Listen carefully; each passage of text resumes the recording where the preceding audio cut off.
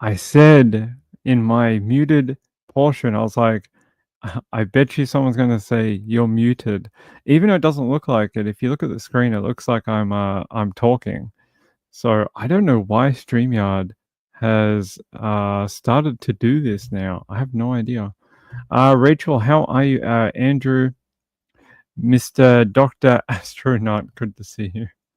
How are you, Marlene? Marlene, Marilyn, Retired RN, Carlisa, Wendy. Who else is here? Kathy, Rachel, I Hate Mornings, April's here. All right.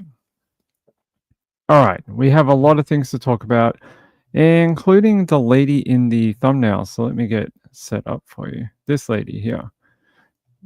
This case is very strange with a lot of twists and turns if you haven't already seen a few people talking about it. We're going to go into it because I started researching it and I was like, oh man, a woman who has a TBI, which is a traumatic brain injury, goes missing and winds up dead in the forest. That's, pretty horrific. And then I delved a little deeper, and there's more to this than I think what most people would know, except, I think everyone's lives have, twists and turns in it, right? Well, so does this lady too. Unfortunately, they did find her body the other day. I'm going to post that now. Hold on. Yeah. According to her family, so she was 25 years old. She's missing out of Fayetteville, and her name is Heather Williams. She did have a TBI that restricted some movement in one of her legs and an arm. And you'll see it when I show you the CCTV, you'll see what I mean. And they found her body. If I can find the description of the location, yeah, they said her death is being investigated as a homicide. Her family say police have identified a person of interest. Tell us who it is. The last known footage from her is a Ring camera showing her leaving her home. All right, let's watch the Ring camera and then I'll take you through the days after. Give me one sec.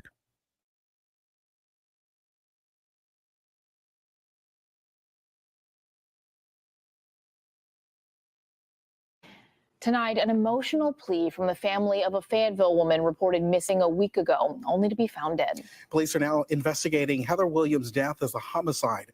Tonight, the family talks with CBS 17 for the first time since learning of her death. CBS 17's Sonica Bargo joins us in studio tonight. And Sonica, this has to be so heartbreaking for this family. Maggie, Greg, yeah, Heather's sister Mary Williams says the news came as a shock. She says she and her family are leaning on each other and on their faith. Yeah, it was awful. Because, you just never would think something like that would happen. 2 days after Fayetteville police found Mary Williams' sister Heather, Mary says her family is trying to focus on better times. My dad said it best, we're thankful for the 25 years that we had with her. Heather went missing on January 4th after she was seen getting into a car. Police say she was considered endangered because she suffered from cognitive impairment. Heather's family says she also had limited use of her right leg and arm. Always smiling and always happy, but she's been through so many trials and tribulations and has overcome so much. On January 10th, police found the car. Later, police say detectives were led to a wooded area near Newark and State Avenue where they found Heather dead. We were really just thinking, that she would come home or she was with somebody. Police are now treating this as a homicide. Heather's family urging anyone to come forward and help solve the case. What happened to Heather is awful, and I wouldn't want it to happen to anybody else. And so with that person still out there, still able to harm other people, it's horrific to think about. And keeping memories of Heather alive. I hope people remember Heather as somebody who has, persevered and somebody who always wore a smile and can make people laugh.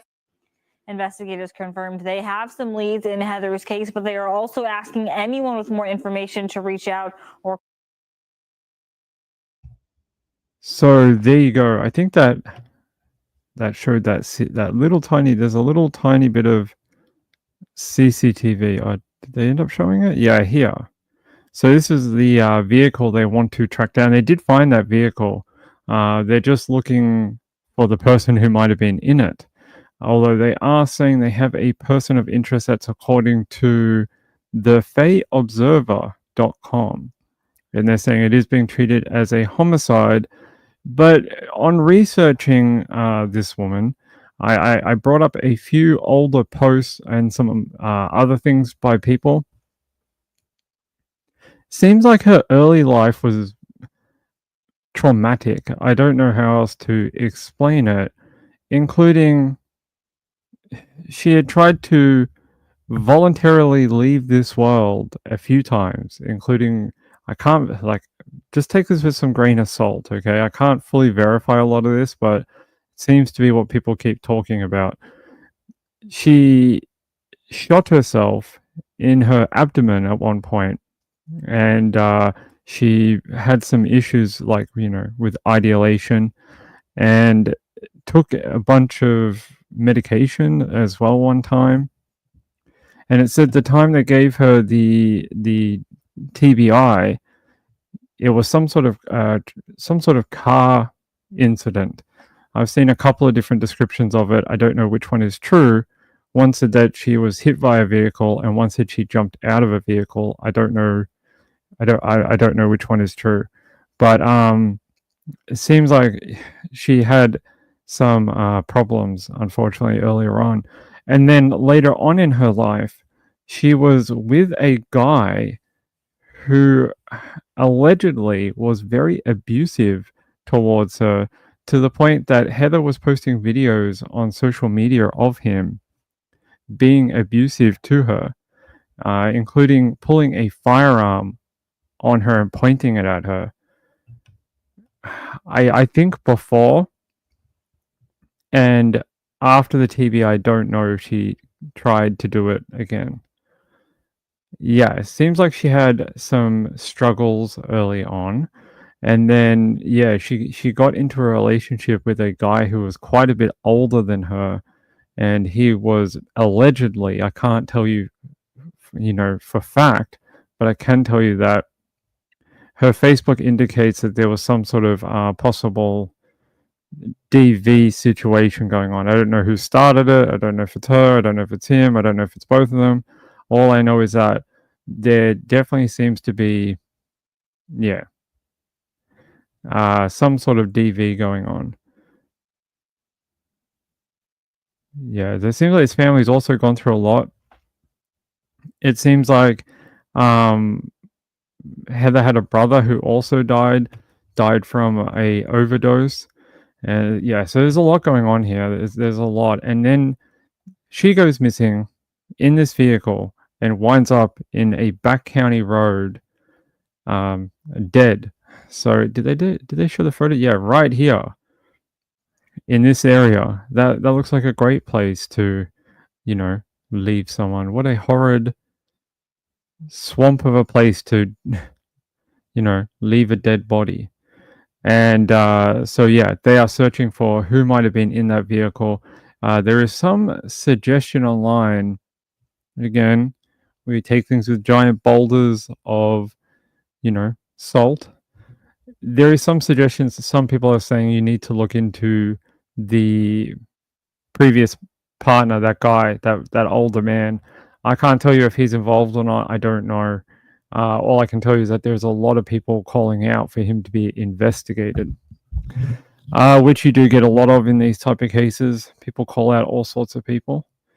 Let's go back to the Fayetteville. They're saying here, she was reported missing January 4, was last seen getting into that light-colored four-door sedan with a sunroof before her disappearance in the area of Berkshire Road. They said on Thursday. There's that little, what would you call it, like a photo of the car, a still frame. And I'm just trying to grab this here. I want to show you that full CCTV if I can get it.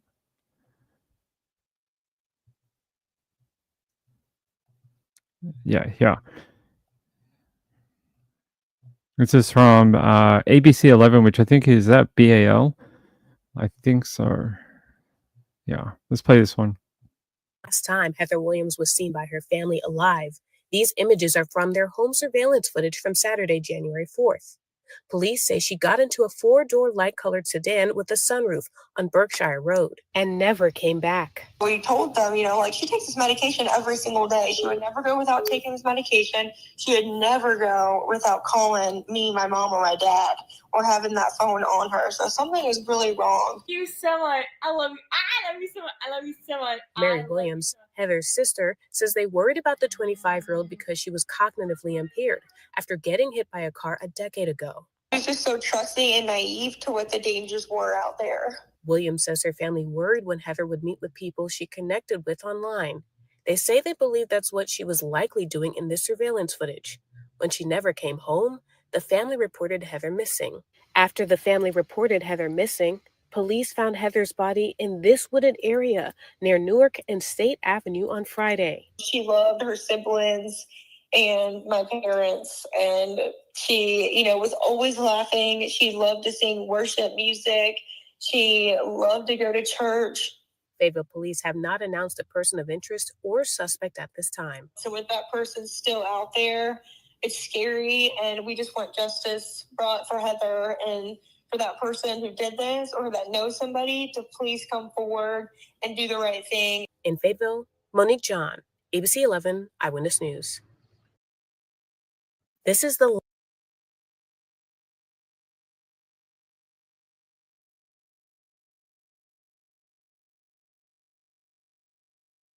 Have to unmute ping. There we go.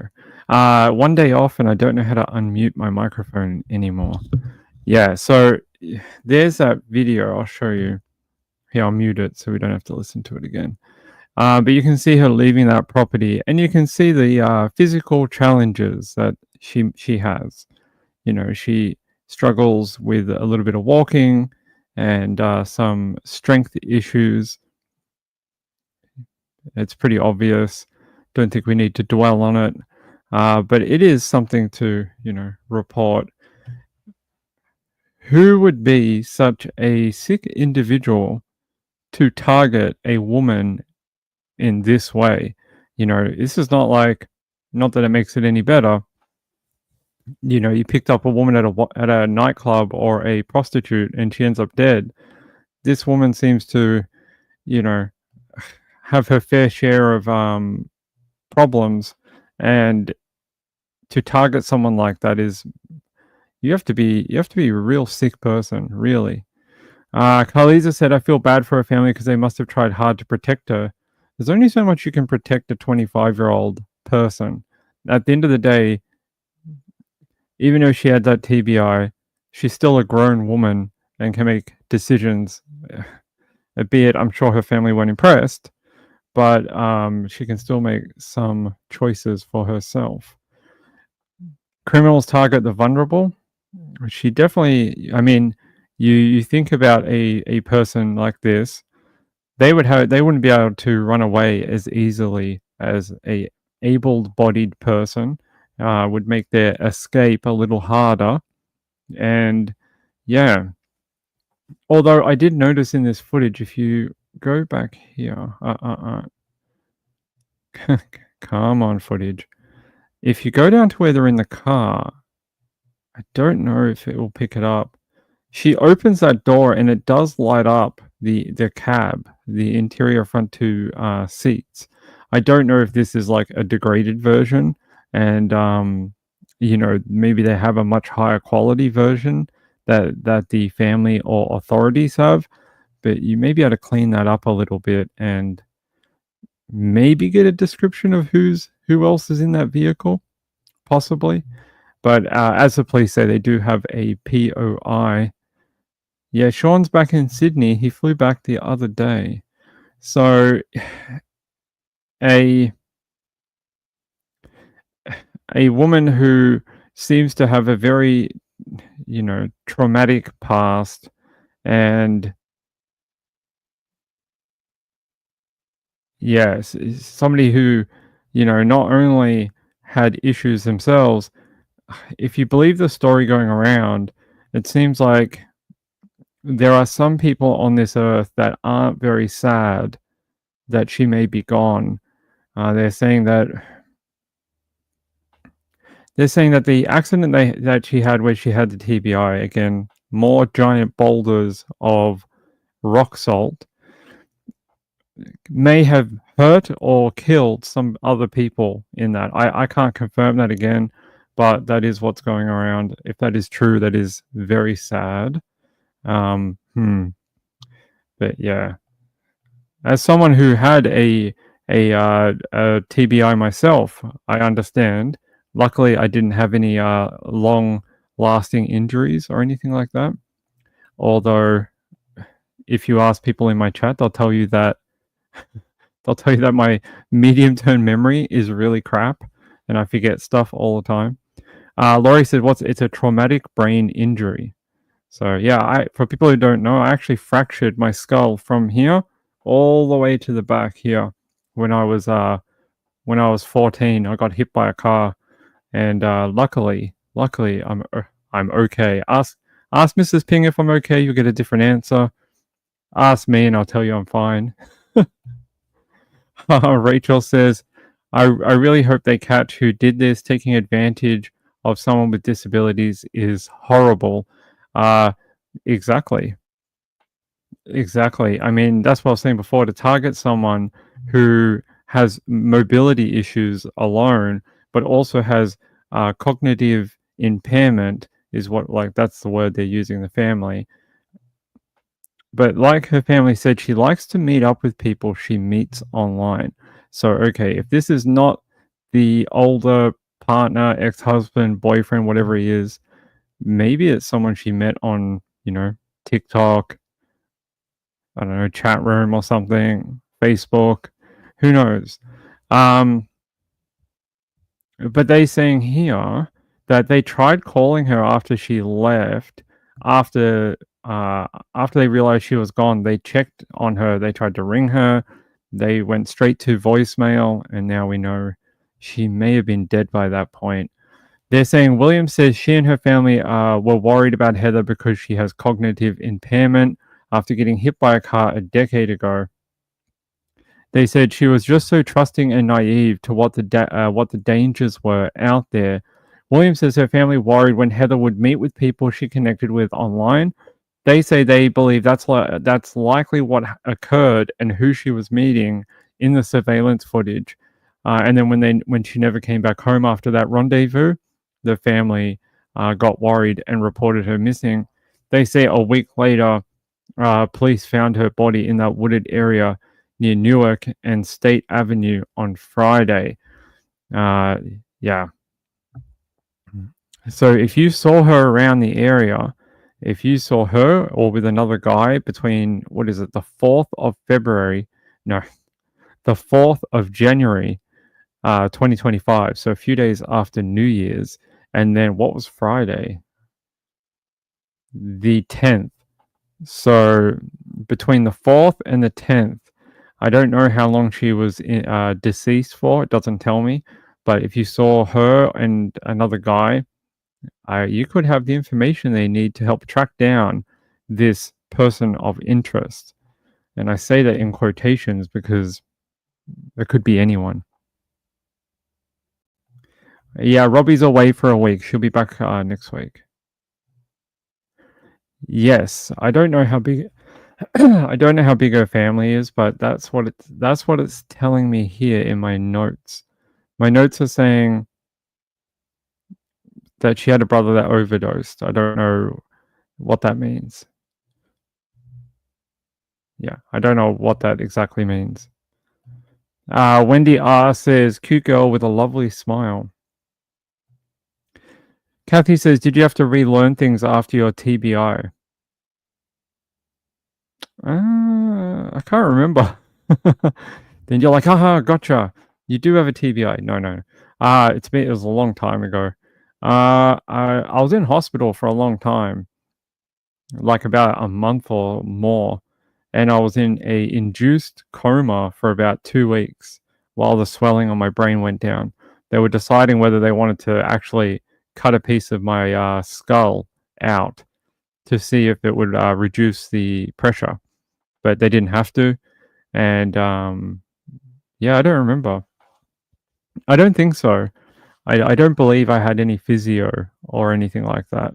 But I had to wear that stupid padded helmet for an ungodly amount of time as a teenager, and I wasn't allowed to play any contact sport or football, anything like that, for 24 months. 24 months, 2 years, which is very hard when you're in the middle of that teenage years where when you already play a sport and then get told you have to miss 2 years, it basically flushes that away. You can't do it really. Like my memory is a little spotty at times. I often forget things, especially like my long-term memory is pretty good. My short-term memory is pretty good, but my medium-term memory it can get spotty, and I just forget things. Like you could be like, Ping, remember that show we did last week? And I'll be like, I have no idea. Just don't remember. It happened. It's just side effect, unfortunately. Wendy R says that is so hard on a teen, not to mention the injury. It also made me get behind at school because I was out for so long. It really set me back for that year because I was away for like 4 or 5 months.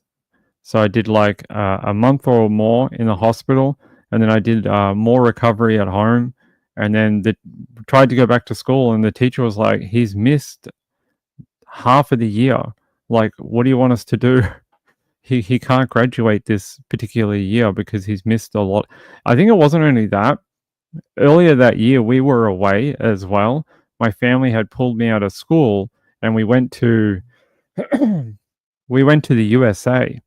We're in the US for about 8 weeks. So we did that. We came back and I got hit by a car. So I was out for 2 months traveling the US, and I came home, got hit by a car, and then I was out for like 4 or 5 months. So it really ate up a lot of that particular school year. Kathy Lynch says, my son has occasional seizures, but other than that lives a normal life. Yeah, luckily I don't have that.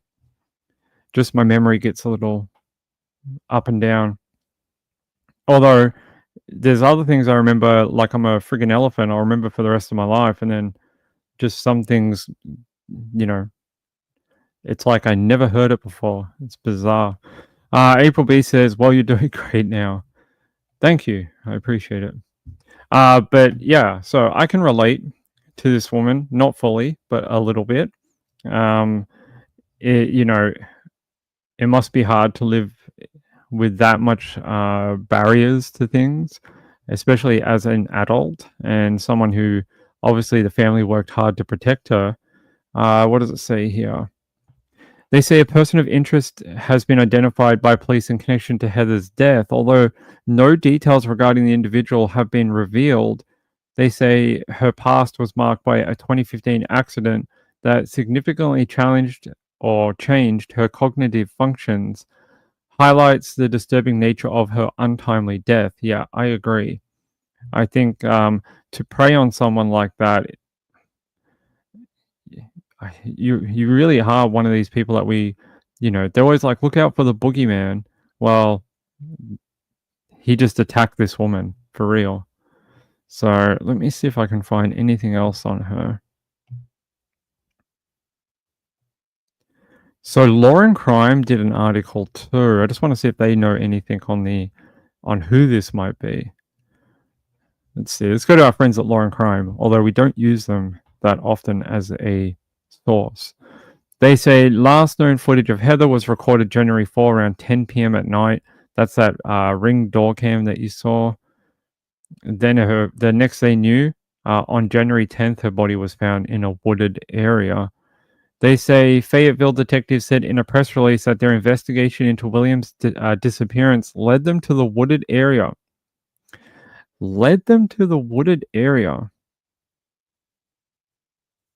Cell phone tracking? That's what I wonder. If they got a ping off her cell phone and then they followed it to the wooded area. And then they said they found the dead body of a woman about 5 p.m. on January 10th. They announced that they were investigating her death as a homicide. No cause of death or manner of death given at the moment. Here, what else? They said her sister. Here. Authorities said they also reported that police were able to trace a 3-minute phone call made by Williams in the days leading up to her disappearance. They say now the Williams family and the Fayetteville police are asking the public for any information they may have. They say, I just ask that people out there, if they hear anything or if they see anything, somebody knows something. Somebody's talked to someone. Somebody has, they slipped up along the way. That's Mary Williams, her sister. She says, so somebody's got to know something. And, I just pray that whoever does know anything comes forward and that we're able to get justice for Heather. I agree. It would be nice. Would be nice. There's another photo of her, of Heather. Yep, that's what I think. Hey, Juanita, how are you? Juanita says, it's mind-blowing when you think about how many evil people are out there walking amongst us. So many people go missing only to be found dead. That's not even including the ones that aren't found. Exactly. That's a very good point. It is. It's the everyday. It's not the ones you see on like the movie posters with the guy with the, the scar on his eye and he's got like a hook for his hand and things like that. It's not that. That's not the guy you're looking for. It's literally the guy next door. They blend in. The most dangerous ones are the ones that you don't notice. They're the ones that go to the softball games. They're the ones that, go to the high school graduation, that thing. They just blend into normal society. April B says, I hope they make an arrest soon. I believe they will. If they already have a person of interest and they're not releasing a name, that tells me that they think they have a good shot at tracking them down without telling the public who that person is. Because they don't like to do that if they don't have to. Because once you give a name to the news, everyone comes out of the woodwork, right? The news wants to find out more. They start ringing around. Bits of information start leaking out that they'd rather have in a case file than on a news website. So they will try get him, I think, before they give a name. Kaliza said, school principals have a higher rate of doing things like this. Somebody you would probably trust. Probably the job drives them mental. I would think so. The picture reminds me of Maura Murray. It does a little bit, right? She sort of has that facial structure. Yeah, I see it. Okay, that was weird. You saw it on Dateline. Ah, okay. I'll have to look that up. All right. Keep an eye out. If you did see them between those dates, call it in to the Fayetteville PD and help the family out a little bit. I saw some people, this will be my last comment on this particular case. I saw some people talking online saying, oh, it's good that woman's dead, the harm and things she caused to other people. What do we always say? That, it's not always two wrongs make a right. And that's what we try to teach little kids. And it kind of works in this particular case, right? Yeah, if she did do what we heard about earlier, and it did affect a family of 4, I understand why that family would maybe not be caring whether she's, being killed or not. But that doesn't mean that, it's cancelled out some sort of wrong in the universe or something like, still a very horrible, violent crime. So, all right. I saw this in the paper today, and I thought we would be very interested to talk about it. So I wanted to show you this. You may have already seen it. It has been around quite a bit because there's a big social media thing about it. Let me grab it. All right. So it's from news.com in Australia. They say chilling footage at the start of the mega LA fire sparked wild theories. Now, this is the video here. I don't know. It's Benny Oren is one of the people in this video. and this is the Pacific Palisades fire. A lot of people online are saying that these people started the fire. I'm not saying that. I don't know if they did. All I'm saying is that the media has now got a hold of this narrative, and there's a lot of people online saying, wow, they did it, and look, you can see them smirking and laughing.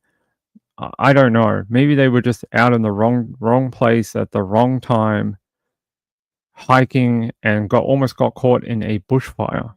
So let me play the little video. Wait, we're in a fucking fire right now, guys. We gotta go up. Let's go up. Let's go up. Go, go, go, go, go, go. Benji, this way. Yeah. Come on.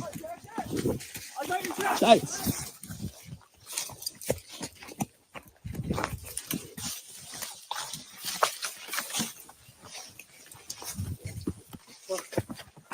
Oh, this is scary.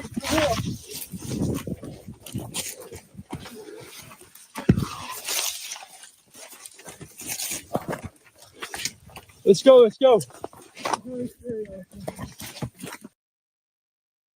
So you'll see them kind of like trouncing through the trail, and then they'll turn around and you'll see the fire behind them right where they were standing. I'm not implicating them, just telling you what's on the video.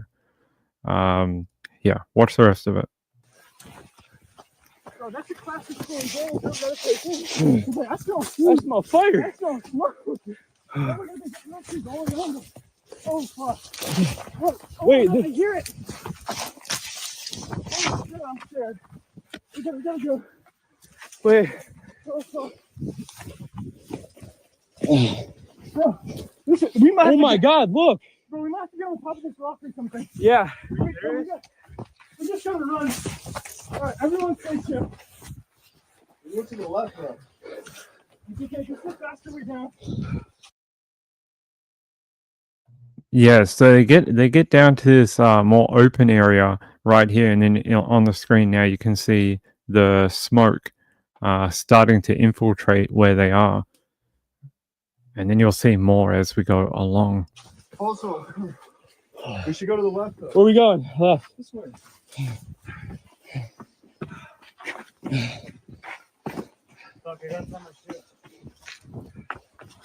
Oh my God, the wind's blowing right towards us. Yeah, it's down. Go. We got this. Yeah, I smelled it earlier.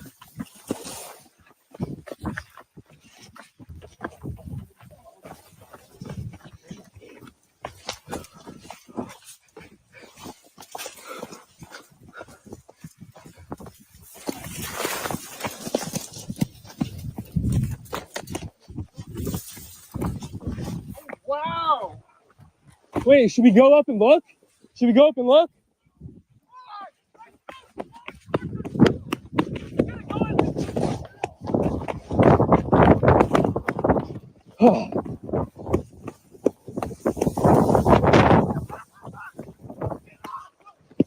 Oh my God.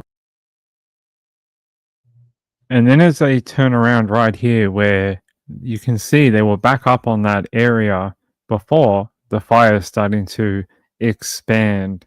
I'm not going to play the rest of it because that's basically it.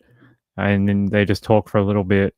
And yeah, so that's the best view you get of it right back here somewhere. When he turns around. Yeah, right there you see. Oh my God. You see that big view of the fire back there. I don't know. All I know is that the media is starting to go crazy. These guys had to delete their social media over it. They're saying they're not involved. I say I am not a arson chemist, so I don't know. They're saying here, a vision of a group of young men fleeing from the apparent starting point of the Mammoth Palisades fire that has devastated a vast chunk of LA has sparked a flood of wild conspiracy theories online. They said if you believe X, aka Twitter, the hikers are either ruthless arsonists or covert CIA operatives conducting a false flag operation, or They're hapless, negligent stoners or climate change spookers. They're the main theories going around, apparently. The clip uploaded to social media shortly after the blaze broke out on January 7th shows 6 friends in their early 20s near a popular scenic lookout. They say here, my friends and I got ambushed by the Palisades fire soon after it started. We hiked up to Skull Rock and smelled smoke. As we were hanging, we quickly had to run for our lives. It says now Mr. Oren and some of his mates have had to flee again from the internet. Since the video was posted, it has gone viral and sparked a torrent of abuse and accusations, some of them fairly unhinged. Initially, he replied to some of the countless comments on Twitter, denying any of his group had lit the fire intentionally or otherwise.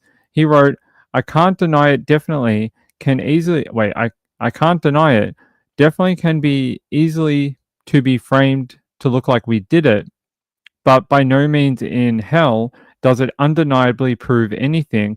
I with utmost certainty know we did not start the fire. And then apparently Rob Schneider, the comedian and film actor, posted, he reposted it and said, help identify these people, when they were already, they're the ones who posted the footage. It seems a bit silly. He has since deleted his social media profiles. Interesting. And yeah, so there you go. You can see here, Rob Schneider said, please help identify these people. And Benny Oren says, interesting to see how apathetic, yeah, humans are and how quick they jump to conclusions. My friends and I got ambushed by the fire after it started. We hiked up to the lookout, smelled smoke as we were hanging, and quickly had to run for our lives. So I don't know what you think. There you go. There's another view that we didn't get to see in that, or we didn't pause on. You can see the fire up back where they were on that screen grab right there. It could. Vigilantes out there could make their lives very hard for a while. Rachel said they were probably just in the wrong place at the wrong time. Yes, I hope so. Khaliza said on news channels, people are blaming the fires on God, taking revenge on the liberals in California, homeless people, arsonists, both political parties in the government, and several famous people. You know who it was? I know. It's Martha Stewart.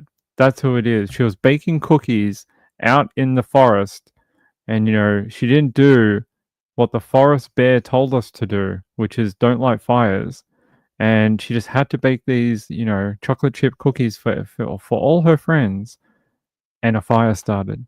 There you go. There's my conspiracy theory.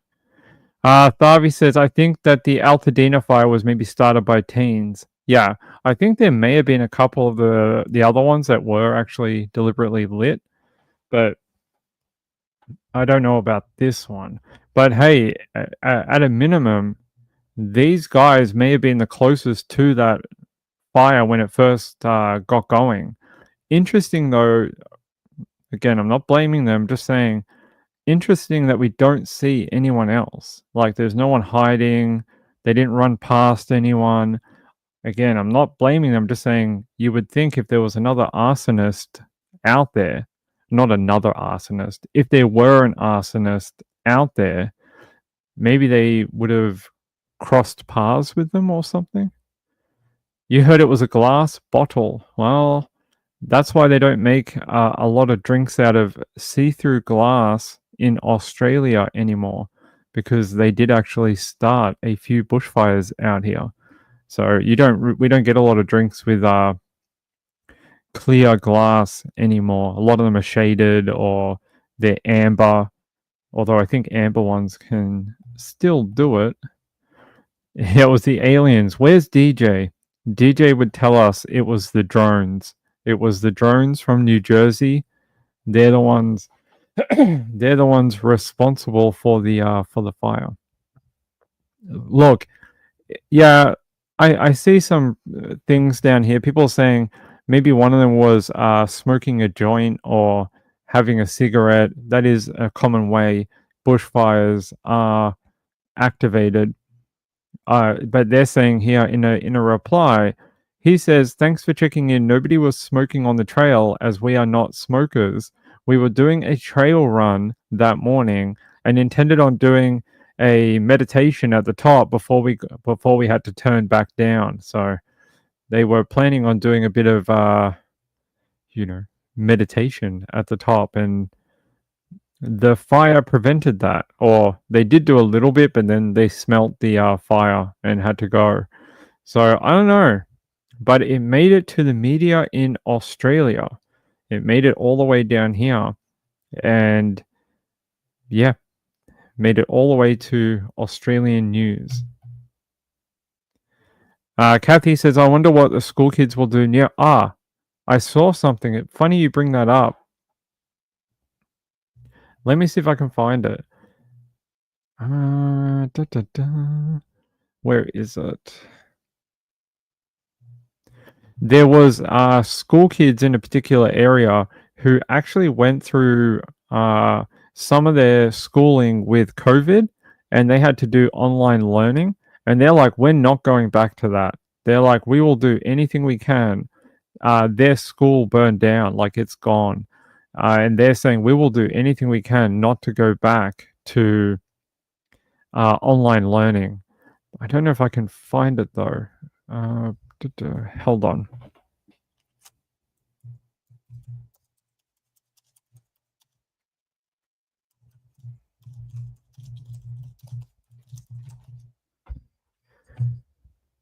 Let me see if I can find that.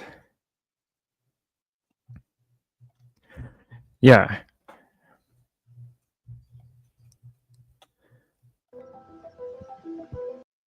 So here, the Palisades fire damaged a high school. Now the students need a place to learn.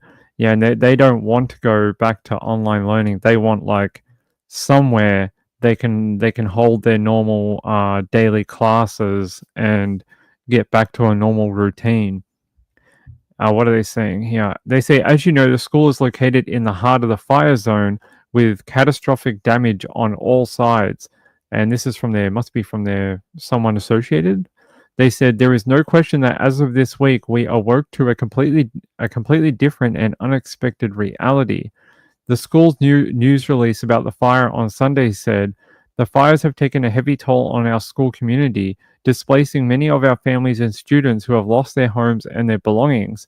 It noted the students' remarkable resilience and the staff's commitment to ensuring they continue to receive the education and emotional support they need.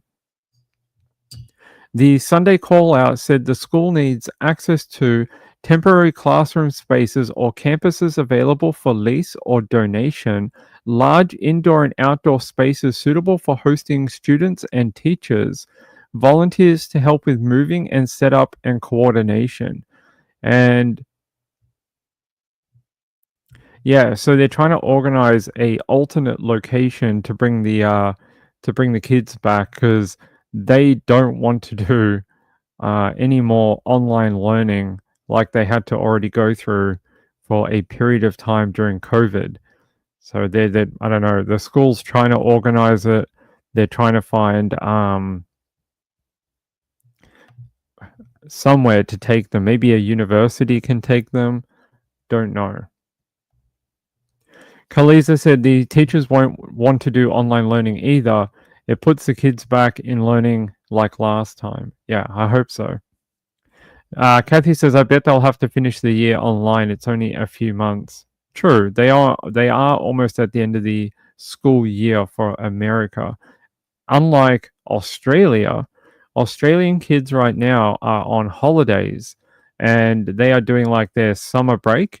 So right now in Australia is summer break for the kids, and they will go back either last week of January or first week of Feb. So yeah, so our school year hasn't begun yet. Sort of like September for you. So in America, a lot of school either goes back late August or early September. Our one goes back late January or early Feb. So April said the kids need some sort of normalcy. I agree, they do. Sticking them at home with a computer screen is not a great idea. They need to, socialize, have their friends, have their activities, sport, that type of thing. Kaliza said, we have 5.5 months more school here. The school in America finishes in June, right? June or July? I can't remember. I think it's June, right? And you guys will be done for the year. So that's if you start in September. So yeah, I can't find a video for it, unfortunately, but I know that there was a video message earlier today that they wanted to get back to campus. Where is it? The high school.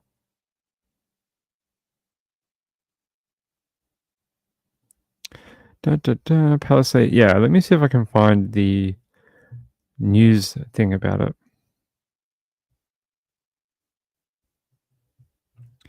Nope, that was like a week ago. Here we go. Let's go to Fox 11 LA. Hey there, Alex and Marla. Yes, we are at Barrington Rec Center, which is about as close as you can really get to try to get into the Palisades right now if you're the general public. And we're in this parking lot because we're interviewing a bunch of students at Pali High who lost their school, and most of them lost their homes as well. So these were freshmen all the way up to seniors who should be thinking about prom and applying for college, of course.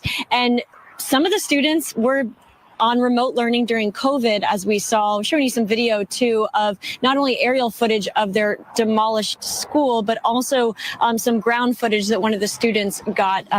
So the front part of the school is still intact. It was made of brick, but obviously it's inoperable. The rest of the school is completely demolished, and they're trying to avoid online remote learning, which is what, of course, they had to do during COVID.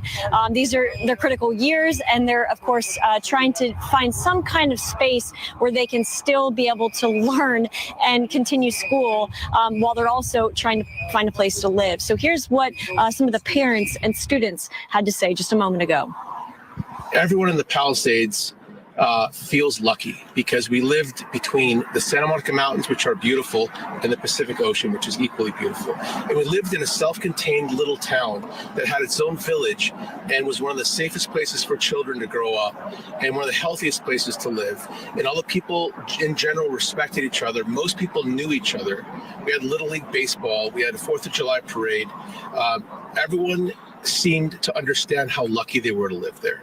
And LA being such a great city, having such a tiny little town like this is an anomaly. And now we're I'm going to fast forward a little bit through this guy. As much as I appreciate it, I want to know more about the kids, not what he's up to.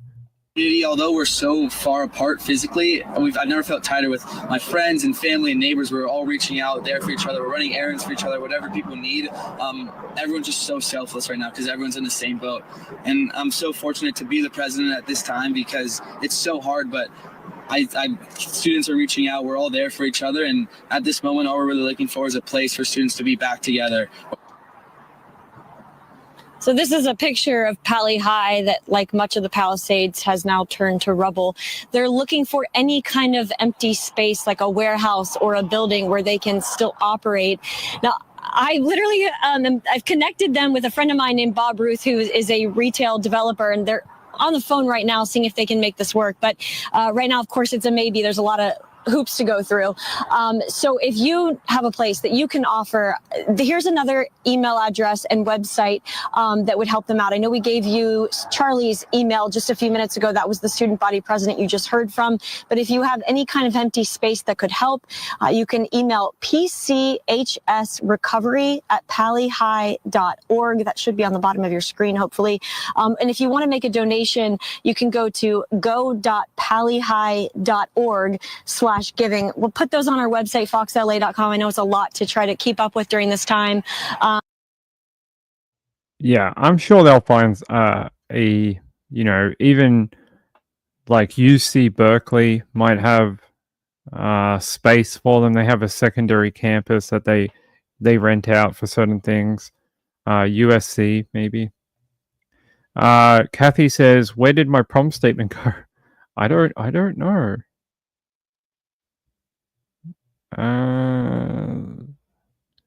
I don't see anything like that.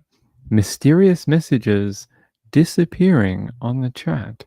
All right, so yeah, hopefully the kids can find somewhere, not just for that particular high school. I'm sure there's 20 others that are affected that need help too. Yeah, last thing they want to do is go back to online learning, which even in Australia, the kids were under online learning for longer than the USA children were. If you were in Victoria, almost 2 years. 2 years that the kids were under online learning in Victoria down here.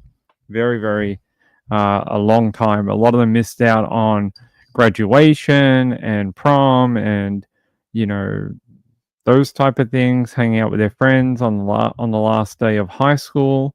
So, yeah. Yeah, maybe. Maybe that's what happened, Laurie. All right. All right. We're going to go to Alabama. I don't know why we don't do a ton of stories out of AL, but we don't for some reason. They say we expect the worst. Woman's disappearance in Marion County now being investigated as a homicide, and they are looking for. What? Oh, come on, ping you and your things here. They are looking for Chastity and Terry. She's 39 years old and last seen on Thursday. And I just double check this. They do have one in custody in connection to her being missing, but they haven't been able to locate her at all. So they are still looking for where she might be. Here, I'll play the video for you. Investigating a missing persons case as a homicide. This after they spent the day searching a wooded area off of I-22 in Marion County. WVTM 13's Lisa Crane is there now live for us. Lisa, did they find anything? Yeah, no, they did not. Aaliyah was out here with their helicopters, and then Hamilton Police and Marion County Sheriff's deputies actually used 2 drones and then went into this wooded area on foot looking for 39-year-old Chastity Galbraith. Now, they were looking here because the man she was last spotted with actually slid off this westbound entrance route to I-22 from County Road 45 Friday during that snowstorm. Chastity Galbraith is a mother and grandmother. Hamilton police hoped they would find some evidence of her in this wooded area, but they left empty-handed. The 39-year-old woman was last seen on security camera footage almost 50 miles east of here. We obtained footage from Jasper Loves, and at that location, she was wearing a gray hoodie, black pants, brown and white shoes, and her and this male subject was leaving Loves at about 2:04 a.m. Friday morning.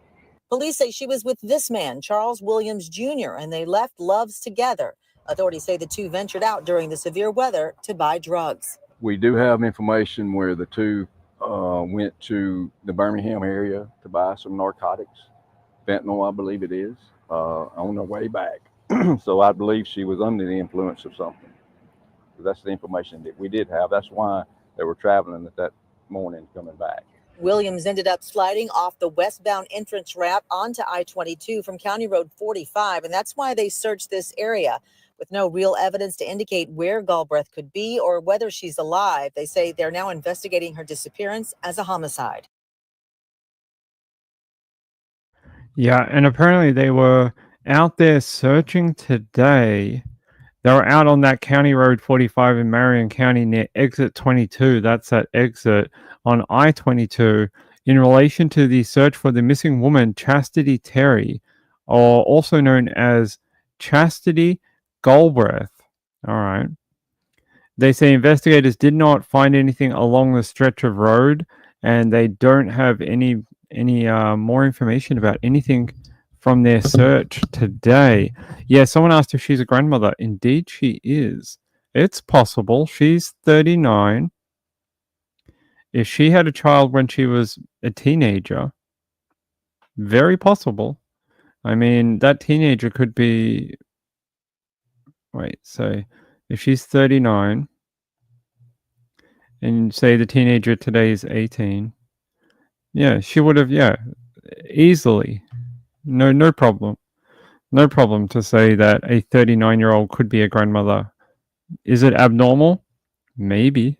Maybe these days. Back in the, 1800s, you probably would have had 3 grandchildren by the age of 39. Probably would have had great-grandchildren. Okay, that might be true, though.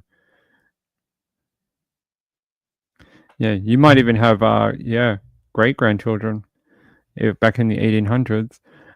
Rachel said, that's terrible. Fent is a huge problem. My uncle lives there about 30 miles from Jasper. Yeah, it sounds like there was definitely some sort of narcotics involvement. So, yeah, what does ABC 3340 say? Breaking right now at 4, county road near Interstate 22 blocked off to traffic They want us to go here. All right, fine, we will. For an active search for a missing Hamilton woman. And let's get right to ABC 3340's Erin Wise. She's live where that scene just wrapped up in Marion County. And Erin, you've seen a helicopter being used in this extensive search for 39-year-old Chastity Terry. Yeah, Muriel, we're on exit 22 where things have been wrapped up for about an hour now. About a half mile of County Road 45 right behind me was blocked off while police searched this area before reopening it. Officers thought this may be the last place Chastity Terry was seen last Friday, but nothing was found today.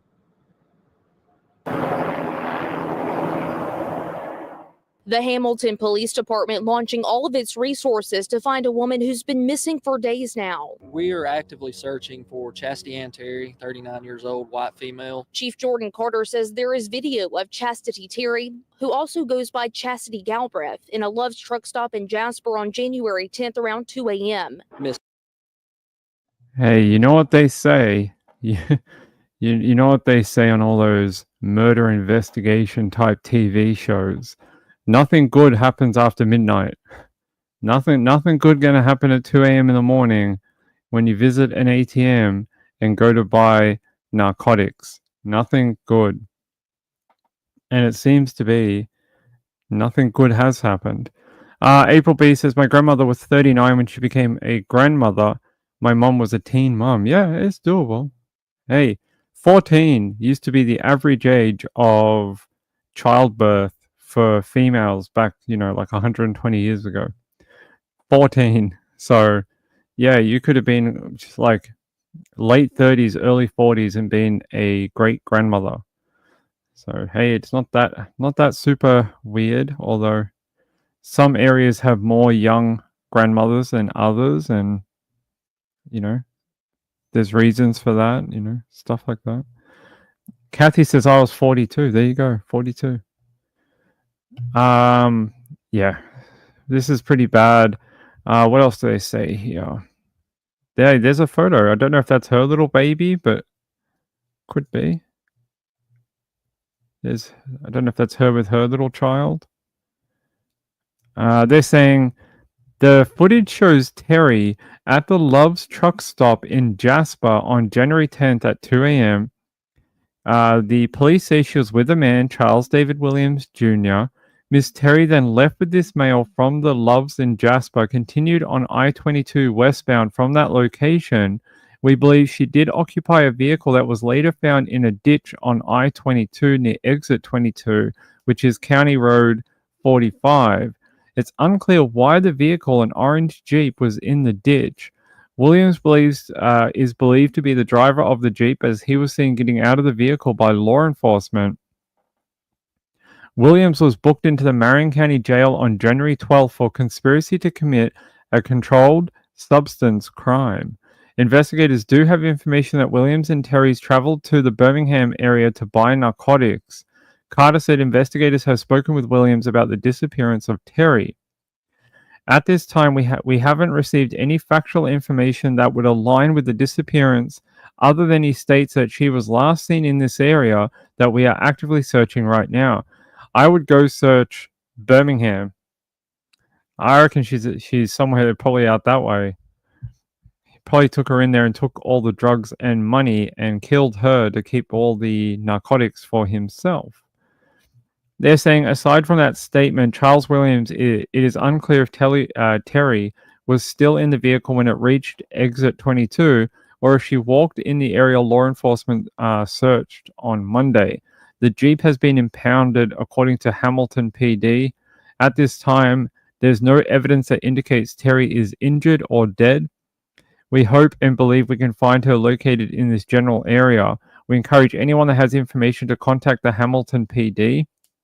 We don't have any evidence of foul play at all, but given the situation, if she walked off, if she left, we don't know what happened. The clothes she had on, they were warm enough for the snow and ice?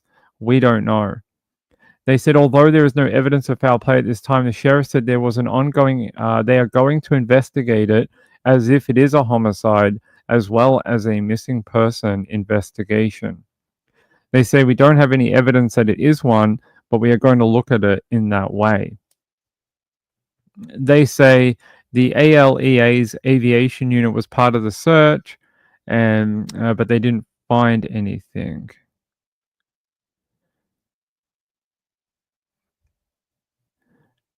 Yeah, they say in the footage from the truck stop, Terry was seen wearing a gray hoodie, black pants, and brown and white shoes.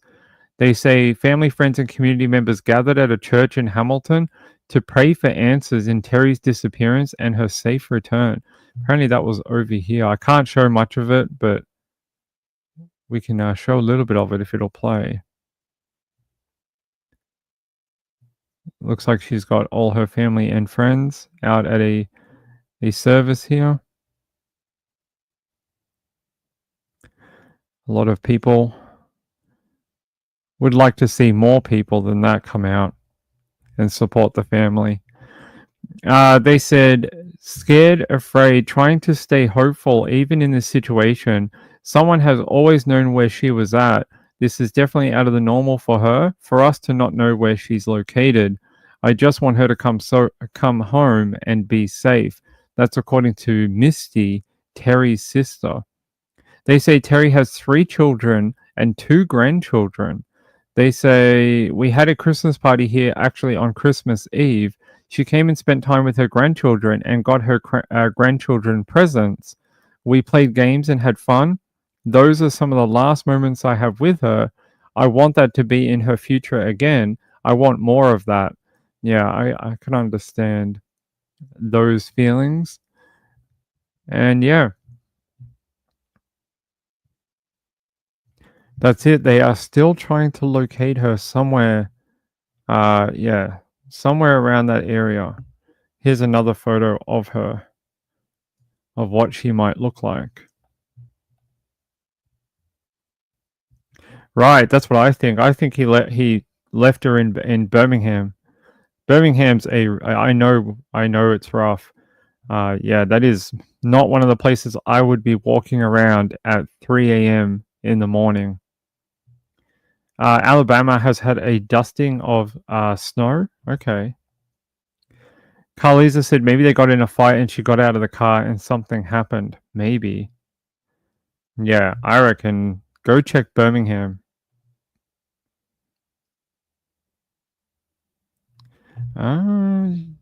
It's probably melted. This is during the daytime. Yeah, there's no snow on the ground here right now. Yeah, but there is a lot of sunshine. And it looks like maybe it heated up just enough to melt whatever was there. Doesn't look very wet either. It doesn't look like there's a ton of moisture on the road. But, you know, was a couple of days ago now. So maybe they've gone into a bit of a warmer period. Yeah, let's see. There you go. Yeah, no ice or snow. Looks pretty warm though, sunny. Rachel said it gets very rural once you get out of town too. Yep. There was a video, I don't know if we watched it on this channel. A girl was driving on a freeway and she took the exit, you know, the loop, the half circle exit.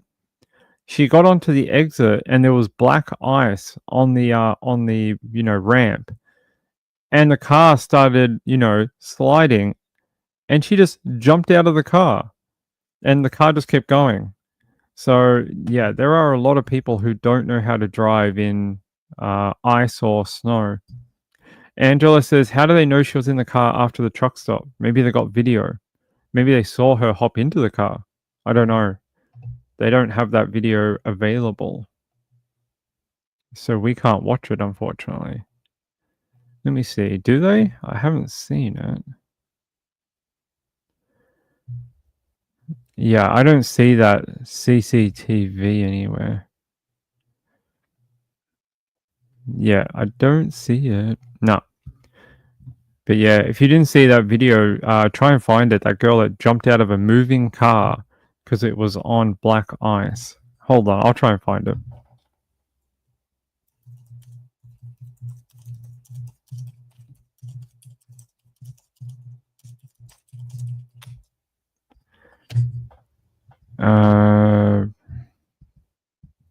Yeah, here it was on.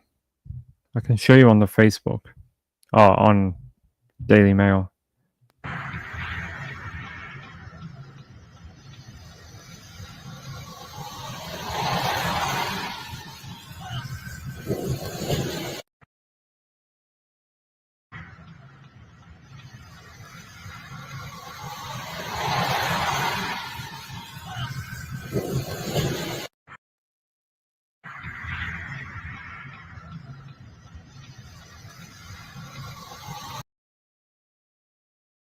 There you go. She just like jumped out and slid down the road and let the car continue. Yeah. Some people it's an odd reaction. You're more likely to get hit by a car coming behind you. You're more likely to get hit and struck and possibly killed by the car behind you than staying with the car that's moving. Like the car will eventually stop, and luckily it stopped in the ditch. You would have survived that in the vehicle. But hopping outside a moving vehicle on a, freeway exit and more cars sliding, you're very lucky she didn't get struck and killed. No snow tires. Yeah, no ice chains. Rachel says, I agree, the grass would have helped her stop. Yeah. Very strange. I don't know why that happened. But yeah. There you go. Yeah, stay in your vehicle, because if you get separated from your car, the clock starts ticking on your survival, because eventually you'll probably end up with hypothermia, especially in the cold. All right. I think that's it on that one.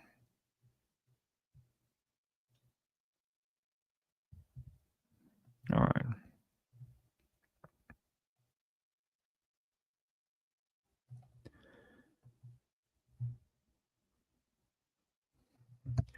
All right, let's go to what is it? WSVN Miami. So I don't know if you remember this one. They say a group of mothers from across the country rallied at a court hearing to advocate for accused killer Derek Rosa's innocence. Rosa allegedly murdered his mother in their Hialeah apartment in 2023. Free Derek, yelled one woman. The protest was held inside and outside the Metro Justice Building in Miami. They say he's a child. He did not kill his mother. The group of mothers from Chicago, California, Kentucky, and Texas insists that Rosa, age 14, is innocent. They say we want the real person who committed this passion crime to be charged fully. Derek Rosa did not do it. He's a child, according to Ariana Reyes. They say the group's protest comes as body camera footage exclusively obtained by 7 News captured his arrest on October 2023. According to deputies, the then 13-year-old called 911 telling a dispatcher he had killed his mother inside their apartment. And the dispatcher says, I need to know if your mum is breathing. He responds, she's dead, miss. There's blood all over the floor. When deputies arrived at the apartment complex and searched the apartment, minutes later, footage shows deputies gathering outside of the apartment door and parking lot with their guns drawn. They say the boy is possibly armed with a knife and a firearm. They enter the home and yell at Rosa to put his hands in the air. Cell phone video captures his surrender as he is handcuffed and placed in a waiting cruiser. Deputies began searching for Rosa's mother, who died after being stabbed 46 times with a kitchen knife. And they said in the footage, a deputy says, "Start putting crime scene tape around." As they begin their investigation, Rosa remains in the back seat of the cruiser without saying a word. At one point, he appears to doze off several times as he waits for deputies to finish their work at the home. Hours later, the footage shows Rosa remaining cooperative and quiet with deputies as he's walked into a holding cell and sat in his pajamas. Later, in an interrogation room, he describes what happens inside the apartment to investigators. "Where exactly did you cut her?" And then he says, "At first, I cut her right here. There's some red stains there. Is that blood?" asks the investigator. And he says, "I think it is." A screenshot from a baby monitor shows a figure standing over her bed that night, and deputies said he sent a selfie to a friend after the killing. But despite the questioning, Rosa never answered why he did it. And the deputy says, "Do you want us to stop the interview?" Rosa says, "Yes." An online fundraiser to help with his legal expenses has brought in nearly $150,000. The hearing set for Monday did not happen, but the woman said they'll be back to protest his detainment. Again chanting, "Free Derek." He's been charged with first-degree murder and is expected to go to trial sometime in 2025. His next hearing is scheduled for this Thursday. Yeah, I remember when this happened, we reported on it. I don't know if I can play this video. Sure. And on Just One Station tonight, police body camera video shows a teen behind bars moments after police say he committed a killer crime. He's accused of killing his mother. Now, police response from that night from their point of view. On the night team tonight, 7's Gail Levy in Hialeah with this exclusive. Gail? Well, Craig, in October of 2023, police went running through this Hialeah apartment complex trying to track down a teen that had called 911, and he had told the dispatcher that he had killed his mother. Now, tonight we are seeing that that police camera footage of the moments before and after his arrest.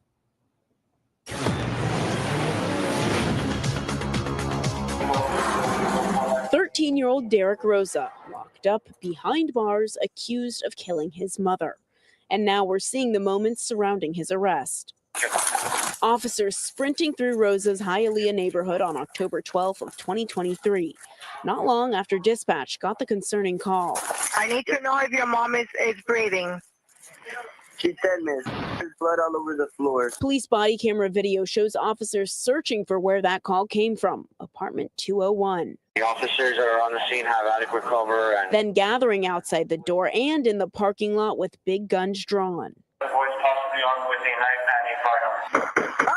Officers heard telling the teen to put his hands up in the air. Cell phone video captured Rosa coming out with his hands up. So I don't know why they're fighting for his detainment. I wonder if it's because they think at the age of 14 he's not criminally liable. And other than that, I mean, he seemed to know where the injuries were to her body.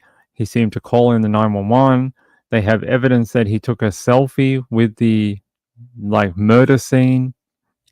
A lot of things here will go against him at trial, and especially when you watch this body camera footage, it's not not hard to see how they will play this in a trial. Then officers bringing him to the ground. Shortly after, Rosa is in the back of a police cruiser. Officers finding his mother dead inside the apartment. She was stabbed 46 times with a kitchen knife, and her newborn child sleeping just steps away from her. Start putting crime scene tape around. As police began their investigation, Rosa remained in the backseat of the cruiser. He didn't say a word. Instead, he appeared to doze off several times before he was driven to the police station. Rosa remaining calm and cooperative as he was walked into the holding cell where he sat in his pajamas. There's some red stains there. Is that blood? Minutes later, he was talking to officers. Where exactly did you cut her? At first, I cut her right here. He answered most of officers' questions. The one he refused to answer is why he did it. Do you want us to stop the interview? Yes. Rosa is now 14 years old. His trial is expected to take place this year, and he is expected back in court on Thursday for a hearing. Very interesting.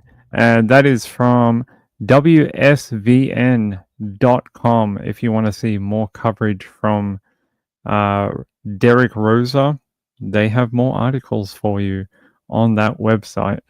Yeah, very unemotional for someone who has just committed, that type of crime. Oh, Muffin. Oh, you funny cat. I can't swear, buddy. Stop grabbing my legs, hey? Hey, come on.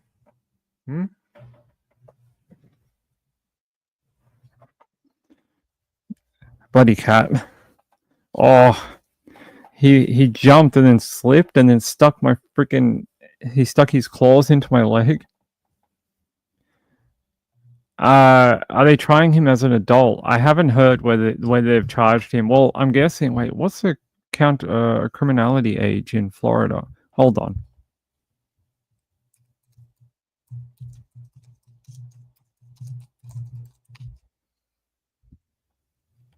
Under a Florida law enacted in 2021, any child aged over 6 can be arrested and subject to juvenile delinquency proceedings. No, that doesn't what we want.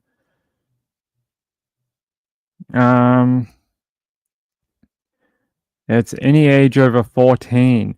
Ages 7 to 14, there's a rebuttal presumption against capacity, meaning the state can challenge the presumption if evidence suggests the child understood their actions were wrong.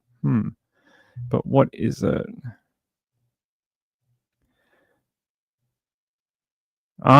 Florida has an absence of minimum age statute. They say those who have not reached the age of 10 are exempt from criminal responsibility in Florida. So he's 14, so... I don't know if they've charged him as an adult. I think they've just charged him with the crime. Let me see. Derek Rosa.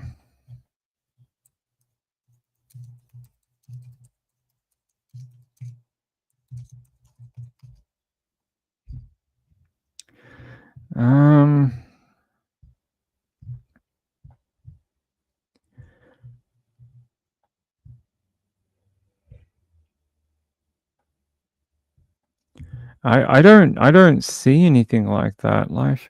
Okay, but apparently he is in an adult prison.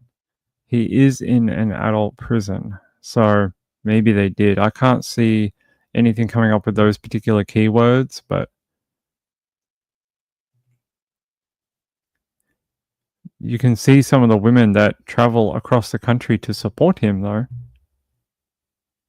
For Derek Rosa's case, it's been a long journey from him, but we're here still strongly supporting Derek Rosa and his family, and we want justice for Irina Garcia. I am here along with all these months right here next to me, okay? So we're not affiliated with any source. We're here by our own selves, voluntary. We're here to support Derek Rosa's case. We want Derek Rosa's freedom. We don't want Derek Rosa's right. No, that audio is really quiet. But these are the women, the support group. Anyway, these are the people who travel from all over the US to protest against his incarceration. They're saying the women travel from Illinois, Texas, and even as far as California to attend court hearings for Derek. who was just 13 when police said he stabbed his sleeping mother to death on October 12, 2023. Rosa faces a first-degree murder charge in the killing of 39-year-old Irina Garcia, and he is located in a Miami-Dade jail while he awaits trial next year, where he will be tried as an adult. There we go. So, yeah, he will be tried as an adult. They saying here, we are not related. I read this case on social media and I got really, really touched about the case of Derek Rosa and what happened to his mum.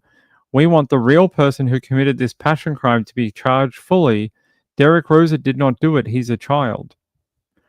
Well, if there was another person, an adult responsible, how come that's never been a focus of inquiry by authorities? They saying here that photo he sent his friend appears to show Derek Rosa posing with what appears to be blood on his hands. There you go.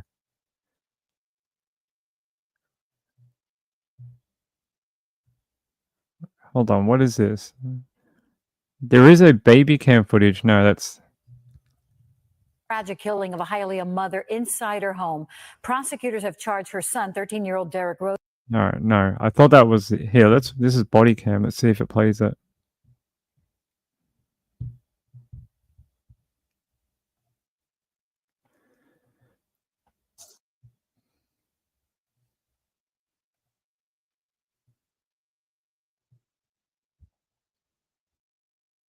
We're probably going to get a lot of...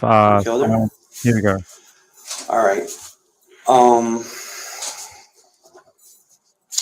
What type of knife was it? Do you know? It was just a big size kitchen knife. That big? Yeah. What color was the handle? Purple.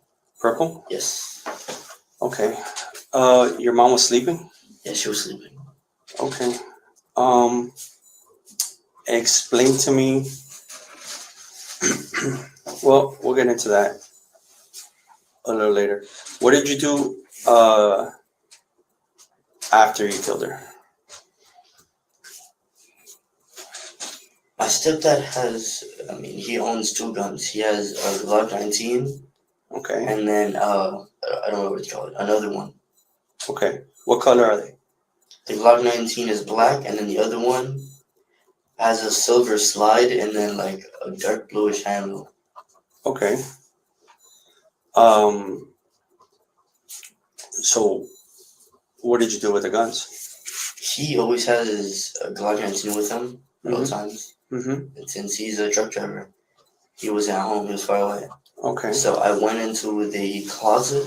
Mm-hmm. I found his book bag because he goes shooting at gun ranges. Okay. I grabbed the gun. I put the magazine in the gun. Okay. I pulled back the slide, but I didn't want to shoot myself. Okay. I intended to shoot myself before, but I couldn't. Okay. And then what did you do? I decided to call my friends to tell them what happened, and then I said goodbye to my friends. You called them before you decided to try to shoot yourself, or afterwards? After. Okay. How many friends did you call? Only one. Hey, Red Wagon Rodeo. There's a person to the right of him. If you look in the video, I don't know if that's CPS, another cop, a lawyer. I don't know, but there is someone here. It looks to be a female. What's his name? I don't know his real name. He's an online friend. He's an online friend? Yeah. When you say online friend, what do you mean, from video games? Yes, from video games. I know him real well. Okay. How long have you known him? Since I was 10, 3 years. 3 years? 3 years. Have you ever met him? No, I've seen his face. You've seen his face? Yeah. So how did you communicate with him? My cell phone. Through your cell phone, so you have his number? Yes. And you don't have him stored under a certain name, or you have him stored under a gamer tag? I have him. I made up a name for him. You made up a name for him? Yeah. What name did you make up for him? Sweden. Sweden? Sweden. SWEEDEN. Okay. How often do you talk to Sweden? Every weekend. Every weekend? Yeah. Okay. So you called Sweden. And what did you tell Sweden? Told them what I did. What exactly did you tell Sweden when you say what I did? Did you tell them how? Or no? How you killed her or no? Okay. Did you send them any pictures? Yes. How many pictures did you send them? I sent them 2 of my mom and 1 of me. Okay. Did you? What did he tell you? He said he couldn't believe it. Okay. Does Sweden live down here in Florida? He lives real far. Real far? Yeah. In America, though. In America? Yeah. Okay. So then you hung up the phone. I said goodbye. Okay. And then what did you do? I was going to show myself, but I said I didn't want to do that, and I called 911. Okay. And what did you tell 911?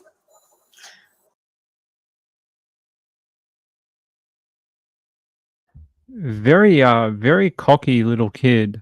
Like he doesn't seem afraid of those cops at all. Like he doesn't have any fear of those police. And I don't know. I would think at 14 I'd be a little more fearful of the cops and what might my future be. But he's just like, yeah, I did this and this, and very straightforward, very confident in the information he's telling the police. Yeah, I don't know what this is fully about, but it's interesting that he said he talks to Sweden every weekend. Is this about like something about his mom or whatever and his stepfather don't let him use the computer Monday to Friday? And he's like, I'm a big boy. I'm allowed to use my computer whenever I want.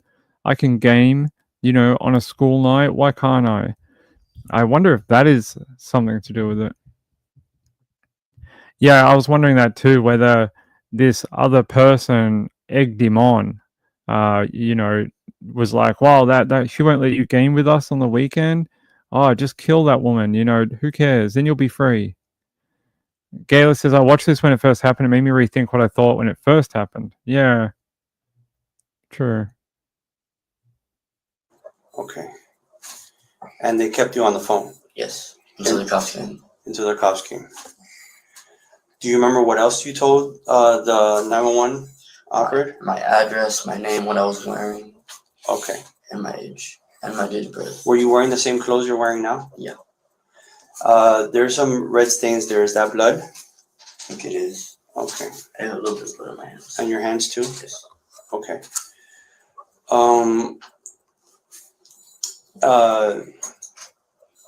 Did you ever make your way to your sister? Killing her? No. Touching her? Touching her? No. No? I left her alone. She was sleeping and she didn't wake up, so I didn't touch her. Okay. All right. Let's get back to your mom. Okay. You said she was sleeping. Yes. Okay. Where exactly did you cut her?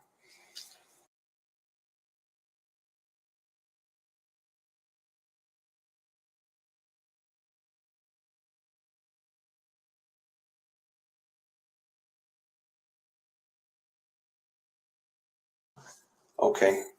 And you purposely went for the artery when you cut her? Okay. Was there a lot of blood after? Okay. Did you tell her anything before you stabbed her? Did you say anything? But she didn't wake up when you. She was asleep when you stabbed her. What curse words did you say?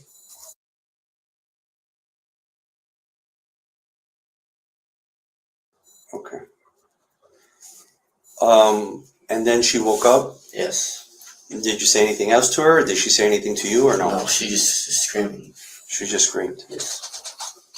Okay.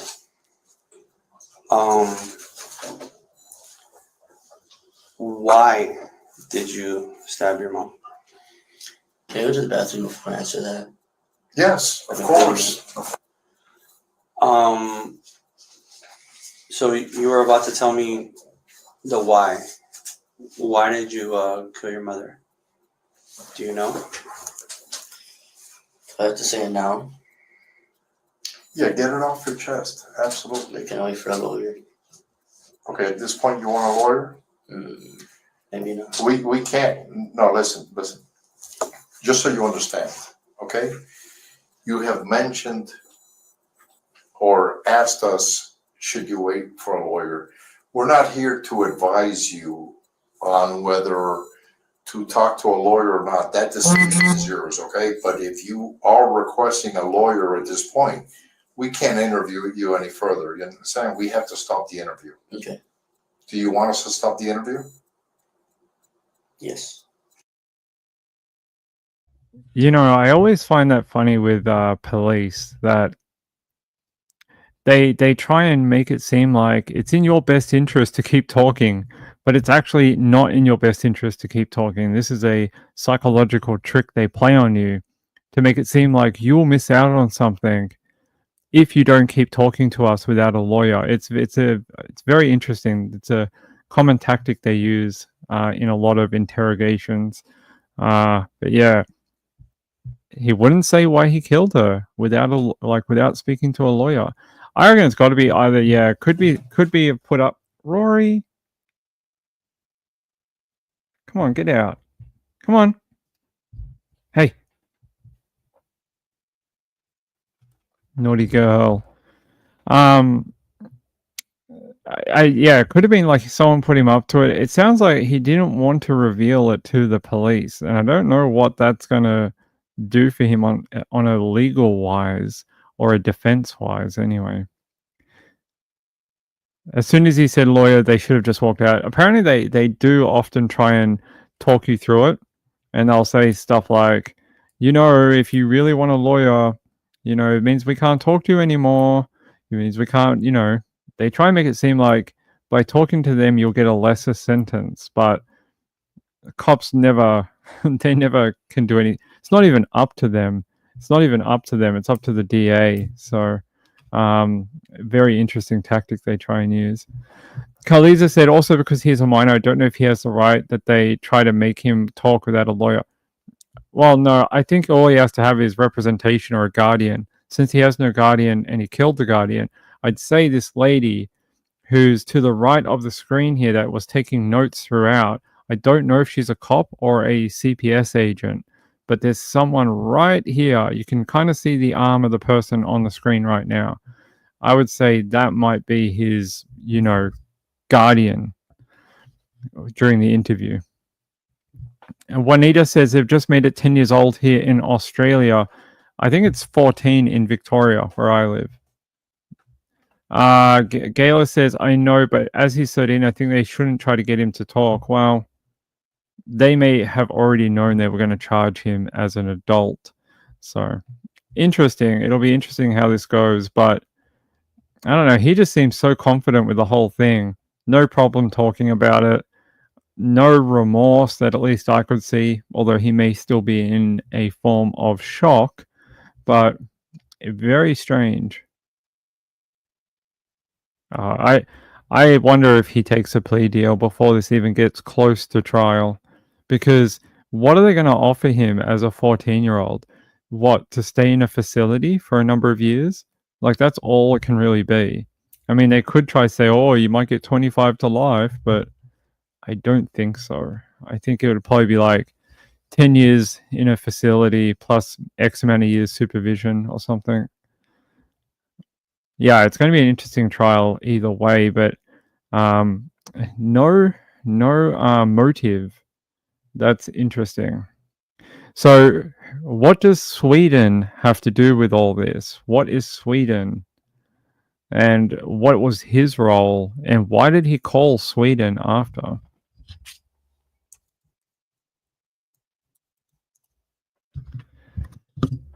I'm just trying to see if I can find anything about Sweden.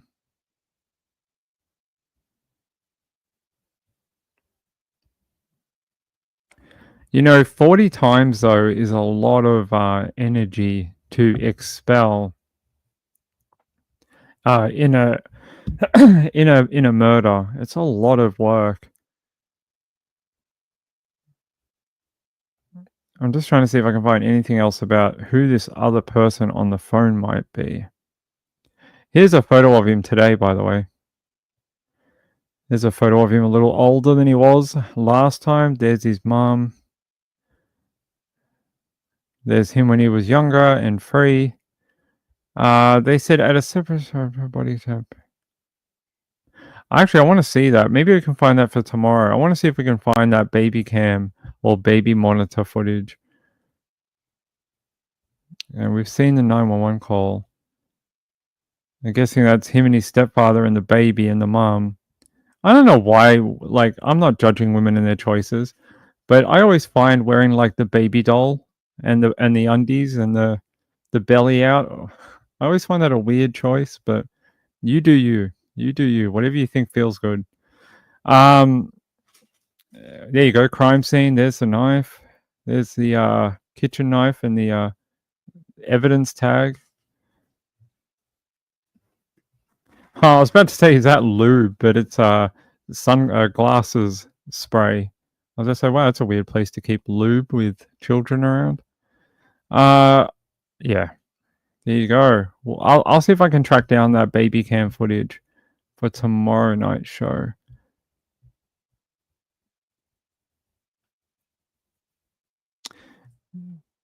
Oh my god. Rory, hold on, guys.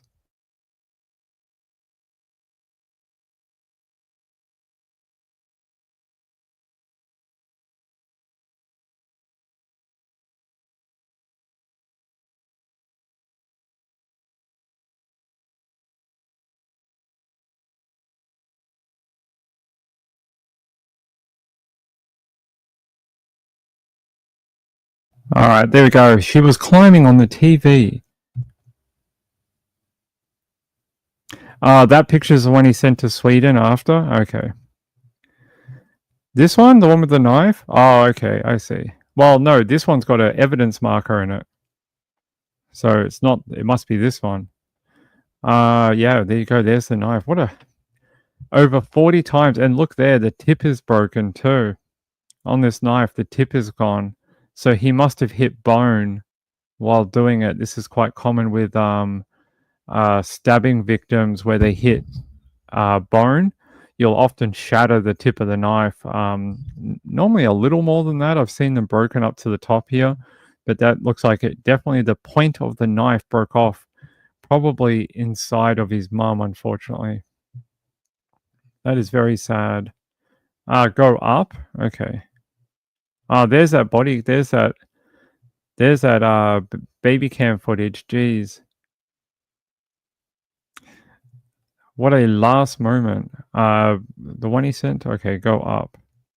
Oh, this one? That's the one he sent to Sweden? Okay, yeah, his hands are red. He's got blood on his hands. Yeah, something odd.